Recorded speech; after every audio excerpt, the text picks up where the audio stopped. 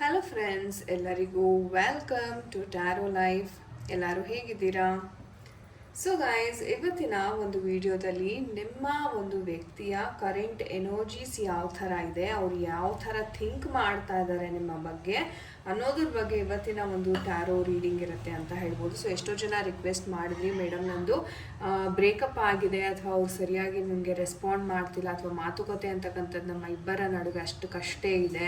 So ಅವ್ರು ಏನು think ಮಾಡ್ತಾ ಇದ್ದಾರೆ ಅಥವಾ ಅವ್ರು ವಾಪಸ್ ಬರುವಂಥ ಒಂದು ಸನ್ನಿವೇಶ ಏನಾದರೂ ಫ್ಯೂಚರಲ್ಲಿ ಇದೆಯಾ, ಸೊ ತಿಳಿಸ್ಕೊಡಿ ದಯವಿಟ್ಟು ಅಂತ ಎಷ್ಟೋ ಜನ ರಿಕ್ವೆಸ್ಟ್ ಮಾಡ್ಕೊಂಡಿರಿ. ಸೊ ನಿಮಗಾಗಿ ಒಂದು ರೀಡಿಂಗನ್ನು ನಿಮ್ಮ ಮುಂದೆ ತಂದಿದ್ದೀನಿ. ಸೊ ಖಂಡಿತವಾಗ್ಲೂ ವಿಡಿಯೋವನ್ನು ಕೊನೆತನಕ ನೋಡಿ. And thank you so much ಯಾರೆಲ್ಲ ತುಂಬ ಪಾಸಿಟಿವ್ ಆಗಿ ಕಮೆಂಟ್ಸ್ ಮಾಡ್ತೀರಾ, ಏಂಜಲ್ಸ್ಗೆ ಯೂನಿವರ್ಸ್ಗೆ ಗ್ರ್ಯಾಟಿಟ್ಯೂಡನ್ನು ತಿಳಿಸ್ತೀರಾ ಕಮೆಂಟ್ ಸೆಕ್ಷನಲ್ಲಿ. ತುಂಬ ತುಂಬ ಧನ್ಯವಾದಗಳು ನನ್ನ ಕಡೆಯಿಂದ. ಸೊ ಯೂನಿವರ್ಸಿನ ಒಂದು ಆಶೀರ್ವಾದ ಅಂತಕ್ಕಂಥದ್ದು ನಿಮ್ಮ ಮೇಲೆ ಸದಾ ಇರಲಿ ಅಂತ ನಾನು ಆಶಿಸ್ತೀನಿ. ಆಲ್ ರೈಟ್ ಗೈಸ್, ಸೊ ನಿಮ್ಮ ಪರ್ಸನನ್ನು ನೀವು ವಿಜುವಲೈಸ್ ಮಾಡ್ಕೊಳ್ಳಿ. ಸೊ ನಿಮ್ಮ ಕಣ್ಣೆದುರುಗಡೆ ಆ ಒಂದು ಪರ್ಸನ್ನ ವಿಜುವಲೈಸ್ ಮಾಡ್ಕೊಳ್ಳಿ. ನೋಡೋಣ ಅವರ ಒಂದು ಎನರ್ಜೀಸ್ ಯಾವ ಥರ ಇದೆ ಅಂತ. ಸೊ ಅವರ ಕರೆಂಟ್ ಎನರ್ಜೀಸ್, ಕರೆಂಟ್ ಫೀಲಿಂಗ್ಸ್ ಯಾವ ಥರ ಇದೆ ಯೂನಿವರ್ಸ್ ದಯವಿಟ್ಟು ತಿಳಿಸ್ಕೊಡಿ. ಓಕೆ, ಸೊ ಥಿಂಕ್ ಮಾಡಿ ನಿಮ್ಮ ಪರ್ಸನ್ ಬಗ್ಗೆ. ರೈಟ್, ಯೂನಿವರ್ಸ್ ಗೈಡ್ ಮಾಡಿ ನಿಮ್ಮ ಒಂದು ಪರ್ಸನ್ನಿನ ಒಂದು ಕರೆಂಟ್ ಎನರ್ಜೀಸ್ ಯಾವ ಥರ ಇದೆ, ಏನು ಥಿಂಕ್ ಮಾಡ್ತಾ ಇದ್ದಾರೆ ನಿಮ್ಮ ವ್ಯಕ್ತಿ.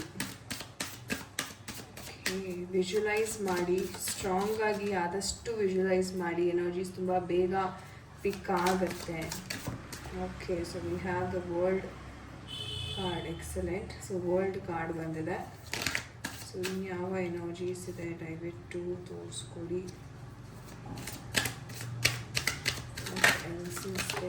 ಓಕೆ, ಇಲ್ಲ ಫಾರ್ಚೂನ್ ಕಾರ್ಡ್ ಬಂದಿದೆ. ಥಿಂಕ್ ಮಾಡಿ ಆ್ಯಂಡ್ ಸ್ಕಿಪ್ ಮಾಡಬೇಡಿ ಶಫ್ಲಿಂಗನ್ನು. Okay, so we have the king of pentacle energy. Okay guys, so ಇದು ಎನರ್ಜೀಸ್ ಆಗಿರುತ್ತೆ. ಸೊ ಈ ಒಂದು ಎನರ್ಜೀಸ್ನ ಸೂಕ್ಷ್ಮವಾಗಿ ಗಮನಿಸೋದಾದರೆ, ಮೊದಲನೇದಾಗಿ ನಿಮ್ಮ ಪರ್ಸನ್ ಪೇಜ್ ಎನರ್ಜೀಸ್ ನನಗೆ ತುಂಬ ಬಂದಿದೆ. ಒಂದು ಕನ್ಫ್ಯೂಷನಲ್ಲಿ ಇದ್ದಾರೆ ಅಂತಲೇ ಹೇಳ್ಬೋದು ನಿಮ್ಮ ಒಂದು ಪರ್ಸನ್. ಆ್ಯಂಡ್ ಇವ್ರಿಗೇನಪ್ಪ ಅಂತಂದರೆ ಹಣಕಾಸಿನ ವಿಚಾರದಲ್ಲಿ ತುಂಬಾ ಸಮಸ್ಯೆ ಇರೋ ಥರ ಸಹ ಇಲ್ಲಿ ಕಾಣಿಸ್ತಾ ಇದೆ. ಅಥವಾ ಏನೋ ಒಂದು ಎಕ್ಸಾಮ್ ಬರೆದಿರ್ತಾರೆ, ಅಥವಾ ಏನೋ ಒಂದು ವಿಚಾರಕ್ಕೋಸ್ಕರ ವೆಯ್ಟ್ ಮಾಡ್ತಿರ್ತಾರೆ, ಅಥವಾ ಹಣಕಾಸಿನ ವಿಚಾರದಲ್ಲಿ ನಾನು ಇನ್ನೂ ಬೆಳಿಬೇಕು ಅನ್ನೋ ಒಂದು ಇದರಲ್ಲಿ ಅವರು ತುಂಬಾ ಒಟ್ಟಿನಲ್ಲಿ ಅವ್ರ ಕರಿಯರ್ ಮೇಲೆ ಅವರು ತುಂಬಾ ಫೋಕಸ್ ಮಾಡ್ತಾ ಇದ್ದಾರೆ ಈ ಒಂದು ಕ್ಷಣಕ್ಕೆ ಅಂತಾನೆ ಹೇಳ್ಬೋದು. ಅಂಡ್ ಹಣಕಾಸಿನಗೋಸ್ಕರ ಅವರು ತುಂಬಾನೇ ಒದ್ದಾಡ್ತಾ ಇದ್ದಾರೆ. ಲೋನ್ಸ್ ಇರುತ್ತೆ, EMI ಇರುತ್ತೆ, ಅಂಡ್ ಫ್ಯಾಮಿಲಿಯ ಒಂದು ಜವಾಬ್ದಾರಿ ಅಂತಕ್ಕಂಥದ್ದನ್ನ ಅವರು ತಗೋಬೇಕಾಗುತ್ತೆ. ಸೊ ಆ ಒಂದು ಕಾರಣದಿಂದ ಅವ್ರಿಗೊಂದು ರೀತಿ ಹೇಳಬೇಕು ಅಂತಂದ್ರೆ ಪ್ರೀತಿಗಿಂತ ಜಾಸ್ತಿ ಕಾನ್ಸಂಟ್ರೇಷನ್ ಅವ್ರಿಗೆ ಇವಾಗ ಹಣದ ಮೇಲಿದೆ ಸದ್ಯಕ್ಕೆ ಅಂತಾನೆ ಹೇಳ್ಬೋದು. ಆ್ಯಂಡ್ ಒಂದು ಮೆಸೇಜ್ಗೋಸ್ಕರ ವೆಯ್ಟ್ ಮಾಡ್ತಿದ್ದಾರೆ. ಓಕೆ, ಏನಾದ್ರು ಎಕ್ಸಾಮ್ ಬರ್ದಿದ್ರೆ ಬೇಗ ರಿಸಲ್ಟ್ಸ್ ಬಂದರೆ ನಾನು ಮುಂದೆ ಕೆಲಸಗಳನ್ನು ಮಾಡಬಹುದು ಅನ್ನೋ ಒಂದು ಆಸೆ ಸಹ ಇವ್ರಿಗೆ ಇದೆ ಅಂತ ಹೇಳ್ಬೋದು. ಆ್ಯಂಡ್ ಟೂ ಆಫ್ ವ್ಯಾಂಡ್ಸ್ ಬಂದಿರೋದ್ರಿಂದ ಈ ವ್ಯಕ್ತಿಗೆ ಒಂದು ರೀತಿ ಹೇಳೋದಾದರೆ ಮೈಂಡಲ್ಲಿ ಎರಡೆರಡು ವಿಚಾರಗಳು ಓಡ್ತಾ ಇದೆ ಅಂತಾನೆ ಹೇಳ್ಬೋದು. ಸೊ ಪ್ರೀತಿ ವಿಚಾರಕ್ಕೆ ಇದನ್ನು ನಾವು ಕನ್ಸಿಡರ್ ಮಾಡೋದಾದರೆ ಅವರು ಫ್ಯೂಚರನ್ನು ನೋಡ್ತಾ ಇದ್ದಾರೆ. ಓಕೆ, ನಿಮ್ಮ ಜೊತೆ ಫ್ಯೂಚರನ್ನು ನೋಡ್ತಾ ಇದ್ದಾರೆ. ಹಳೆಯ ಒಂದು ರಿಲೇಷನ್ಶಿಪ್ ಸಹ ಇವ್ರಿಗೆ ಇತ್ತು ಅಂತ ಕಾಣಿಸುತ್ತೆ. ಬಟ್ ಈಗ ಆಲ್ರೆಡಿ ಅದು ಕಟ್ ಆಗಿದೆ ಅಥವಾ ಮುಗ್ದೋಗಿರ್ತಕ್ಕಂಥ ಒಂದು ರಿಲೇಷನ್ಶಿಪ್ ಆಗಿರುತ್ತೆ. ನಿಮ್ಮ ಜೊತೆ ಅವರು ಫ್ಯೂಚರನ್ನು ನೋಡ್ತಾ ಇದ್ದಾರೆ.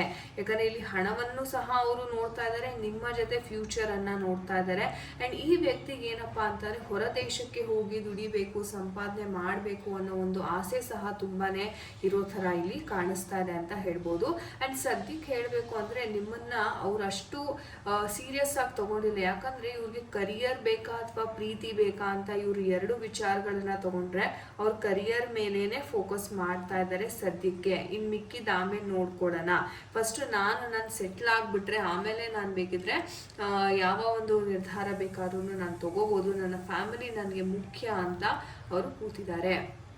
ಆದರೆ ಇವ್ರಿಗೆ ಏನಪ್ಪ ಅಂದರೆ ಆಪರ್ಚುನಿಟೀಸ್ ಅಂತಕ್ಕಂಥದ್ದು ಹಿಂದೆ ಅಷ್ಟಾಗಿ ಬಂದಿಲ್ಲ, ಅಷ್ಟಾಗಿ ಆಪರ್ಚುನಿಟೀಸ್ ಅಟ್ರ್ಯಾಕ್ಟ್ ಆಗಲಿಲ್ಲ. ಏನೇ ಒಂದು ಮಾಡೋಕ್ಕೆ ಹೋದ್ರೂ ಒಂದು ಫೇಲ್ಯೂರ್ ಈ ಥರ ಜಾಸ್ತಿ ಆಗ್ತಾ ಇತ್ತು. ಆ್ಯಂಡ್ ಏನಪ್ಪ ಅಂದರೆ ಇವ್ರಿಗೆ ನೋಡ್ಬೋದು ತುಂಬಾ ಆಬ್ಸ್ಟೆಕಲ್ಸ್ ಇದೆ, ತುಂಬಾ ಬ್ಲಾಕೇಜಸ್ ಇದೆ ಈ ಒಂದು ವ್ಯಕ್ತಿಯ ಒಂದು ಮೈಂಡಲ್ಲಿ. ಸೊ ಇವ್ರು ಏನೇ ಕೆಲಸ ಕಾರ್ಯಕ್ಕೆ ಕೈ ಹಾಕೋರು ಅಥವಾ ಏನೋ ಬಿಸ್ನೆಸ್ ಮಾಡ್ತೀನಿ ಅಥವಾ ಇನ್ನೇನೋ ನಾನು ಶುರು ಮಾಡ್ತೀನಿ ಅಂದರೆ ಮೈಂಡಲ್ಲಿ ಇದೆ ಅವ್ರಿಗೆ ಅಷ್ಟೇ, ಬಿಟ್ಟರೆ ಅದು ಶುರು ಮಾಡೋಕ್ಕೆ ಹೋದಾಗ ಮತ್ತೆ ಲಾಸ್ ಆಗೋದು ಅಥವಾ ಇನ್ಯಾರೋ ಹೇಳಿಬಿಟ್ಟು ಇವ್ರಿಗೆ ಇಲ್ಲ ನಿಮಗೆ ಬಿಸ್ನೆಸ್ ಆಗಬರಲ್ಲ ಮಾಡಬೇಡ ಅಂತ ಇವ್ರಿಗೆ ಮತ್ತೆ ಕನ್ಫ್ಯೂಷನ್ ಸ್ಟೇಟ್ಗೆ ಹಾಕ್ತಕ್ಕಂಥ ಸನ್ನಿವೇಶಗಳು ತುಂಬಾ ಇಲ್ಲಿ ನಡೀತಾ ಇದೆ ಅಂತ ಹೇಳ್ಬೋದು. ಆ್ಯಂಡ್ ನಿಮ್ಮ ಏಸ್ ಆಫ್ ಕಪ್ಸ್ ಬಂದಿರೋದ್ರಿಂದ ನಿಮ್ಮ ಪ್ರೀತಿ ಖಂಡಿತ ಅವ್ರಿಗೆ ನೆನಪಿದೆ ಅಂತಾನೆ ಹೇಳ್ಬೋದು. ಸೊ ನಿಮ್ಮ ಒಂದು ಒಲವು ಪ್ರೀತಿಯ ಬಾಂಡಿಂಗ್ ಅಂತಕ್ಕಂಥದ್ದಿದೆ, ಅದು ಖಂಡಿತ ಅವ್ರ ಮನಸ್ಸಿನಲ್ಲಿ ಇದೆ. ಓಕೆ, ಸೊ ಇಷ್ಟೆಲ್ಲ ತೊಂದರೆ ತಾಪತ್ರಯ ಇರುವಂಥ ನಡುವೆಯೂ ಸಹ ಅವರು ನಿಮ್ಮ ಪ್ರೀತಿಯನ್ನು ಅವರು ಮರ್ತಿಲ್ಲ ಅಂತಾನೆ ಹೇಳಬಹುದು. ಸೊ ಖಂಡಿತ ಪ್ರೀತಿ ವಿಚಾರ ಅಂತ ಬಂದಾಗ ಆ ಎಮೋಷನ್ಸ್, ನಿಮಗೆ ಸಂಬಂಧಿತವಾದ ಎಮೋಷನ್ಸ್ ಅವರ ಮನಸ್ಸಿನಲ್ಲಿ ಇನ್ನೂ ಹಾಗೆ ಇದೆ. ಆ್ಯಂಡ್ ವರ್ಲ್ಡ್ ಕಾರ್ಡ್ ಬಂದಿರೋದ್ರಿಂದ ಅವ್ರಿಗೆ ಆಸೆ ಆಕಾಂಕ್ಷೆಗಳು, ನಾನು ಗೆಲ್ಲಬೇಕು, ನಾನು ಜಯಿಸಬೇಕು, ಸೊ ನನ್ನ ಪ್ರಪಂಚನ ಅವ್ನು ಹೇಳಿದೆ ಹೊರದೇಶಕ್ಕೂ ಹೋಗಿ ನಾನು ದುಡಿಯುವಂಥ ಒಂದು ಆಸೆ ಸಿಕ್ಕಾಪಟ್ಟಿದೆ. ಅಂದರೆ ಕರಿಯರ್, ಮೇಯ್ನಾಗಿ ಕರಿಯರ್ ವೈಸ್ ನಾನು ತುಂಬ ದೊಡ್ಡ ಮಟ್ಟಿಗೆ ಹೋಗಬೇಕು, ರೀಚ್ ಆಗಬೇಕು ಅನ್ನೋ ಒಂದು ಆಸೆ ತುಂಬ ಇದೆ. ಅದಕ್ಕಾಗಿ ಅವರು ಪರಿತಪಿಸ್ತಾ ಇದ್ದಾರೆ ಈ ಸದ್ಯಕ್ಕೆ ಅಂತ ಹೇಳ್ಬೋದು. ಸೊ ಅವರ ಆ ಒಂದು ಸಕ್ಸಸ್ಗೋಸ್ಕರ ಅವರು ವೆಯ್ಟ್ ಮಾಡ್ತಾ ಇದ್ದಾರೆ. ಸೊ ಈ ಕಾರಣಕ್ಕಾಗಿ ಏನಾಗುತ್ತೆ, ಅವ್ರು ಕೆಲವೊಂದು ಎಮೋಷನ್ಸ್ ನಿಮ್ಮಿಂದ ಮುಚ್ಚಿಡುತ್ತಾರೆ. ಯಾಕಂತಂದರೆ ನಾನೆಲ್ಲಿ ಎಮೋಷ್ನಲಿ ವೀಕ್ ಆಗಿಬಿಡ್ತೀನಿ.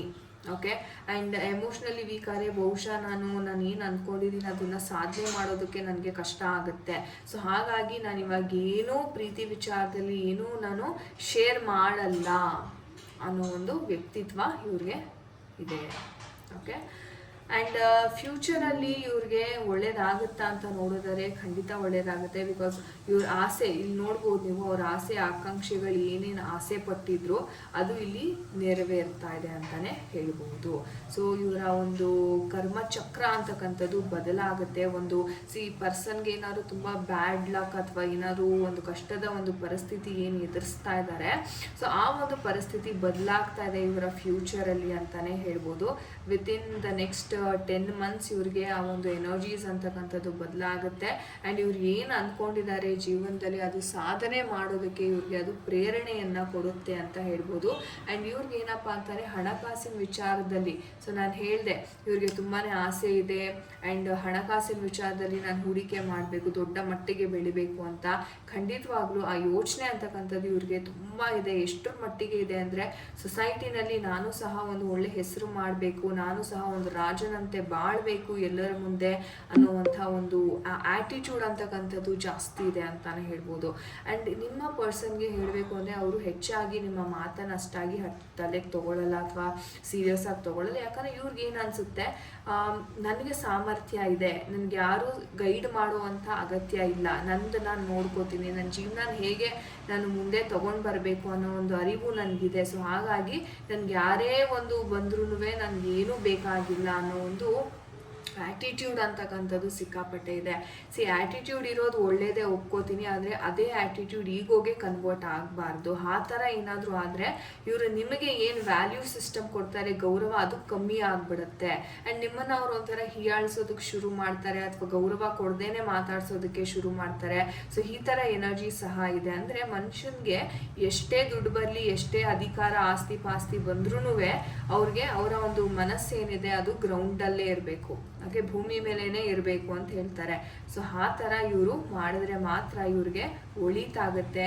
ಹಾಗೆ ನಿಮ್ಮ ಒಂದು ಪ್ರೀತಿ ಏನಿದೆ, ರಿಲೇಷನ್ಶಿಪ್ ಏನು ನಡೆಸ್ತಾ ಇದ್ದೀರಾ ಅದಕ್ಕೂ ಸಹ ಇದು ಹೆಲ್ಪ್ ಆಗುತ್ತೆ. ಸೊ ಇವರ ಅಚೀವ್ಮೆಂಟ್, ಇವರ ಗೋಲ್ ಅಚೀವ್ಮೆಂಟ್ ಏನಿದೆ, ಅಚೀವ್ಮೆಂಟ್ ಮಾಡಿದ ನಂತರವೇ ಇವ್ರಿಗೆ ಒಂದು ರೀತಿ ಹೇಳಬೇಕು ಅಂದರೆ ಆತ್ಮತೃಪ್ತಿ. ಓಕೆಪ್ಪ, ನಾನು ಅಚೀವ್ ಮಾಡಿದ್ದೀನಿ, ನನಗಿವಾಗ ಇನ್ನೇನು ಟೆನ್ಷನ್ ಇಲ್ಲ ಅನ್ನೋ ಹಂತಕ್ಕೆ ಅವರು ಬರ್ತಾರೆ. ಸೊ ಆ ಮೈಂಡ್ ಸೆಟ್ ಅಂತಕ್ಕಂಥದ್ದು ಅವ್ರಿಗೆ ಬರೋದಂತ ವೆಯ್ಟ್ ಮಾಡಬೇಕಾಗತ್ತೆ. ಸೊ ನೋಡೋಣ ಏಂಜಲ್ಸ್ ಏನು ಹೇಳ್ತಾರೆ ನಿಮಗಾಗಿ. So dear angels, okay, so we have this card. So helpful people ಅಂತ ಇದ್ದಾರೆ. ಸೊ ಇವ್ರಿಗೆ ಹೇಳಬೇಕು ಅಂದರೆ ಸಹಾಯವನ್ನು ಪಡಿಬೇಕು ಇವರು.